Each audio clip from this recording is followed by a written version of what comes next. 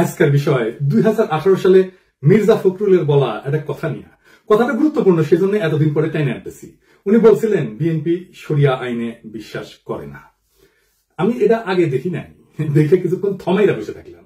আমি এই প্রচারটা করতে চাই নাই, কারণ আমি মুসলমান না। আবার মোদির ফোয়ারা এসে বলতে থাকবে, শালা মালবান, তুই কেন এই বিষয় নিয়ে কথা কইস? তুই বাংলাদেশের মুসলমানদের মনকে বিষাক্ত করে দিতেছিস, তুই দেশকে অশান্ত বানায় রেখা ইন্ডিয়া লাভ করে দিতেছিস, তুই শালা রাইরেজেন। কিন্তু বাধ্য এক করতে হইল, কারণ বাংলাদেশের মানুষ এক মহাবিপদের সামনে পড়ছে। এই সমস্ত ভীরু কাপুরুষ ইন্ডিয়ার পশ্চিমের সামনে নত জানু রাজনৈতিক নেতা এবং দলের নেতাদের কারণে। মির্জা ফখরুল যে বিয়া করেছিলেন সেটা শরিয়া আইনে না, কাজী অফিসে যে বিয়া হয় সেটা শরিয়া নিকার শর্ত পূরণ করে এবং একই সাথে রাষ্ট্রীয় আইনের স্বীকৃতি দেয়। অর্থাৎ কাজী অফিসের নিকা আসলে শরিয়া প্লাস সিভিল আইনের কম্বিনেশন। শরিয়া আইনে বিশ্বাস মুসলমানদের জন্য আবশ্যিক।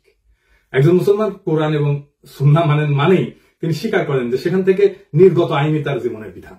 অতএব শরিয়া আইন মানা মানে